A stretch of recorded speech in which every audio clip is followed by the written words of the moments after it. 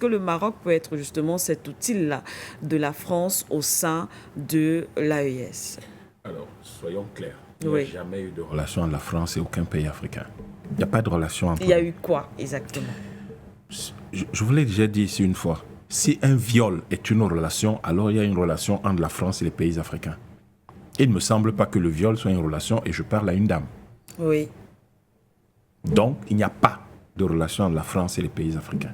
Ça va arriver sans doute lorsque nos pays seront libres, indépendants, souverains, et qu'ils pourront s'asseoir et que leurs dirigeants vont s'asseoir avec la France pour dire, bon, qu'est-ce que vous voulez, qu'est-ce que nous voulons?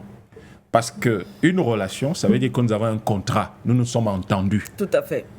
Je ne sais pas si des gens qui arrivent chez vous commencent à bombarder, entrent partout, tuent tout le monde, déclarent que vos terres sont leurs terres, si ça s'appelle une relation. Nous n'avons aucune relation avec aucun pays européen, aucun pays occidental. Il n'y en a pas.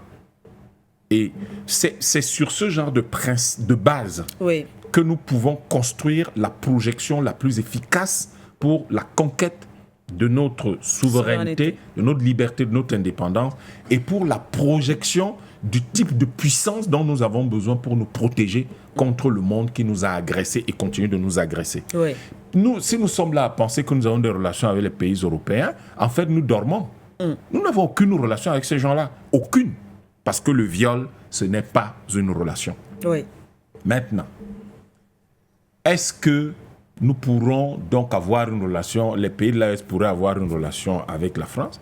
Les pays de l'AES souhaitent avoir des relations avec tout le monde. Les pays de l'AES n'ont jamais dit qu'ils ne voudraient plus voir les Français chez eux, ni des investisseurs français chez eux. Je crois qu'il y a beaucoup de multinationales françaises qui exercent encore dans ces pays. Il y a même le franc CFA qui est encore utilisé. Oui. Même si on sait que l'objectif, c'est d'y mettre fin d'ici peu, mais c'est encore utilisé. C'est la preuve que, une fois encore, les Africains ne sont pas contre quelqu'un, mais ils sont pour quelque chose. Pour quelque chose qui leur a été arraché. Et cette chose-là, c'est la liberté. Donc, le Maroc pourrait-il aider? Il faudrait encore que le Maroc lui-même soit un pays libre. S'il est un pays libre, peut-être qu'il peut aider des pays libres à être libres. Mais dans le cadre de la stratégie de l'État confédéral du continent, le Maroc ne devrait pas, à mon avis, vouloir faire plus qu'il ne peut faire. Parce que dans la situation actuelle de l'Afrique, il peut aider dans ce genre de petites situations où nous pourrions avoir des espions qui viennent d'ici, qui viennent de là. Mais je crois qu'il faudrait que le Maroc sache qu'il doit d'abord lui-même entrer dans l'espace africain, réellement, rentrer là-dedans, comme il l'était du temps de Mohamed V, et en y étant, pourrait donc apporter un maximum à ce qu'on appellerait la construction de l'Afrique de demain. Si la France veut avoir une relation avec les pays de l'AES, qu'elle se mette en position d'avoir une relation avec les pays de l'AES. Le drame que nous vivons aujourd'hui, c'est que la France ne sait plus quoi faire. Elle a toujours vécu avec les Africains sous le mode du viol permanent, sous le mode du mensonge permanent, sous le mode de la violence systémique et systématique, sous le mode du pillage systémique et systématique. Et aujourd'hui, on essaye de lui faire comprendre qu'il y a un mode de vie différent. La France ne sait pas quoi faire. Elle est perdue. Elle est complètement dépassée par les événements. Et bon, malheureusement, notre préoccupation première n'est pas la France, c'est nos peuples. Et nous allons donc d'abord nous occuper de nos peuples, encadrer et d'abord construire et encadrer et protéger désormais leur souveraineté, leur liberté, leur dignité et leur sécurité. Et par la suite, on verra s'il y a des États qui peuvent nous tendre la main ou nous interpeller sur leur situation, et nous verrons ce que c'est. Il faut que les Africains aient la fermeté de dire à la fois aux États européens et à ces États d'Afrique du Nord de cesser leur jeu trouble.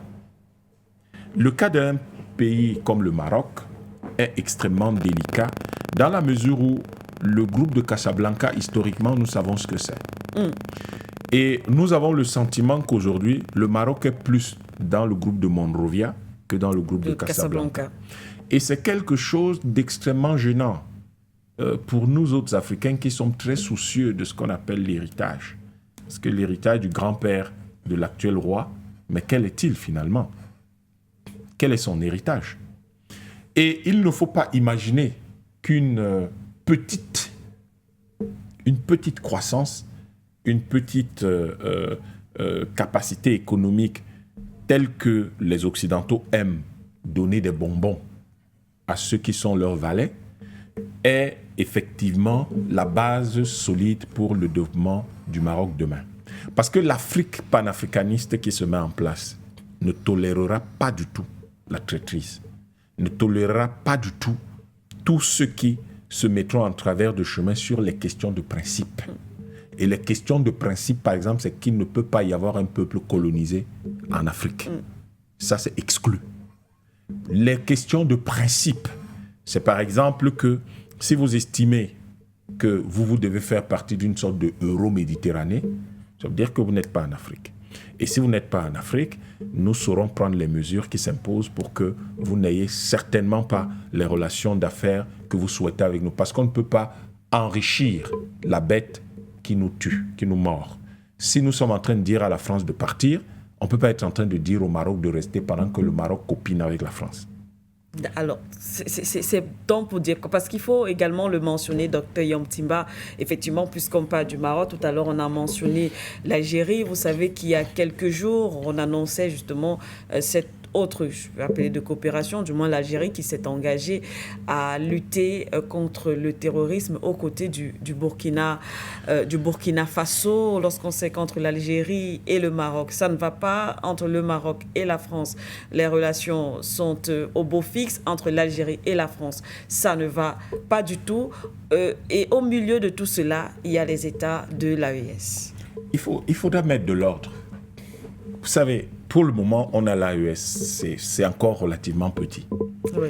Si on avait les États-Unis d'Afrique de l'Ouest, on mettrait de l'ordre dans tout ça. Vous tapez là où ça fait mal. C'est l'économie. Donc, vous disciplinez ces gens-là, qui tous les deux nourrissent le vœu de recevoir le gaz qui vient de l'Afrique de l'Ouest pour soutenir leurs économies. L'Algérie, beaucoup plus en termes sur le plan logistique, mais également pour renforcer son offre.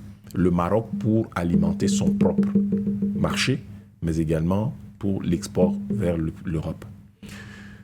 De plus, lorsque vous avez 400 millions d'habitants, 450 millions d'habitants dans la CEDEAO, enfin dans l'Afrique de l'Ouest, le Maroc et l'Algérie estiment que c'est le marché le plus grand auquel qui est tout à côté. Mais ce marché ne peut pas constituer une source d'enrichissement pour le Maroc et l'Algérie pendant qu'ils sont là à jouer un double jeu. Pourquoi tout d'un coup le Maroc, l'Algérie s'en va, oui, d'abord, commençons par le Maroc. Pourquoi tout d'un coup le Maroc s'en va, oui, nous allons offrir notre façade maritime à l'AES alors qu'il n'y a aucune frontière commune entre l'AES et le Maroc? Ça n'avait rien à voir avec l'AES. En fait, c'était leur jeu avec l'Algérie. Parce qu'à ce moment-là, l'Algérie semblait vouloir soutenir le Mali.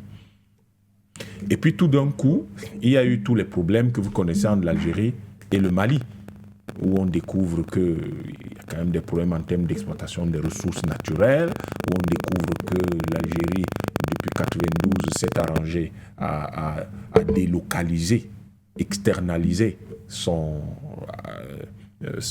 les terroristes au nord du Mali, et qu'il fallait que le Mali, malheureusement, si le Mali reconquiert la totalité de son territoire, il va être obligé de repousser ces terroristes dans le territoire algérien, et que l'Algérie, malheureusement, contrairement à ce qu'on raconte, n'est pas forcément aussi efficace à lutter contre ces gens-là. Donc, vous avez ça qui est comme dans cette situation, et puis tout d'un coup, vous avez le Maroc qui, comme dans un jeu d'échecs, vient dire au Burkina Faso, nous on peut, l'Algérie, qui vient après que le Maroc ait proposé ses bons offices à l'AES, qui vient dire, non mais écoutez, nous on peut vous aider, et ne va pas proposer à l'AES mais propose au Burkina Faso. Nous, on peut vous aider à lutter contre le terrorisme. Vous avez déjà fini d'en lutter avec le vôtre chez vous. Commencez à pas régler le problème chez vous avant de dire que vous allez aider les autres gens. C'est une espèce d'hypocrisie que nous ne devons pas avoir en Afrique et le panafricanisme ne s'en accommode pas. Vous voulez venir diviser l'AES, vous avez des bisbilles avec le Mali, subitement vous vous retrouvez avec le Burkina et vous avez le Maroc qui est là. Le Niger aussi. Voilà. En fait, il faut mettre de l'ordre. Il faut mettre de l'ordre. Et la seule façon de mettre de l'ordre et de mettre tous ces gens au pas, c'est de construire la puissance de l'AES. Si ce que nous disions en sujet d'accueil pouvait se réaliser, et c'est là où vous demandez, mais dans les cabinets des chefs d'État africains, les gens font quoi? Ils sont sur les réseaux sociaux seulement ou ils font quoi exactement? En termes de stratégie, tous nos pays gagneraient à ce que l'AES, à ce que le Sénégal, la Guinée, tous ces gens-là rejoignent l'AES tout de suite. Que le Tchad, la RCA, les pays de la CEMAC, que nous puissions avec l'AES former un bloc compact. Et si nous formons un tel bloc compact, je vous envoie une carte. Parce qu'à chaque fois, je crois que les gens, quand on dit comme ça, ils ne voient pas très bien de quoi nous parlons. Je vous envoie une carte, vous allez la regarder. Ça nous permet à chaque fois de bien présenter le problème auquel nous sommes confrontés. Oui. Parce que ce à quoi nous sommes confrontés aujourd'hui, c'est notre capacité à contrôler les espaces. Parce que les gens pensent que le développement, c'est oui, moi je vais faire... Non, est-ce que vous contrôlez vos espaces? La plupart des Africains ne contrôlent pas les espaces dans lesquels ils vivent, tout simplement parce que nous n'avons pas la capacité de les contrôler. Est-ce que des pays comme le Cameroun sont capables de contrôler chaque mètre de leur territoire? Non. Pourquoi? Parce que nous n'en avons pas les moyens, c'est aussi simple que ça. Est-ce que les pays de l'AES pourront réussir à faire ça? Non, ils n'en ont pas les moyens. Donc, quand vous regardez aujourd'hui stratégiquement ce que nous devons faire, et si nous avions cette carte-là, vous voyez la carte de l'UEMOA et de la réalisation, s'il vous plaît, pour permettre... Quand vous regardez ces cartes-là, il faut que nous comprenions les enjeux. Parce que nous avons l'impression que les choses sont simples et qu'il faut juste que... Non. Ce qui nous manque aujourd'hui, c'est cette vision panoramique. Lorsque vous regardez ces cartes, vous voyez très bien que le fait que des pays comme le Sénégal et la Guinée et l'Afrique centrale, la CEMAC, puissent s'unir avec l'AES, nous contrôlons une bonne partie de la façade atlantique et surtout, nous contrôlons tout le Sahel. Nous contrôlons tout le Sahel. Et en contrôlant tout le Sahel, nous redescendons au niveau de la façade atlantique par le Gabon et le Congo.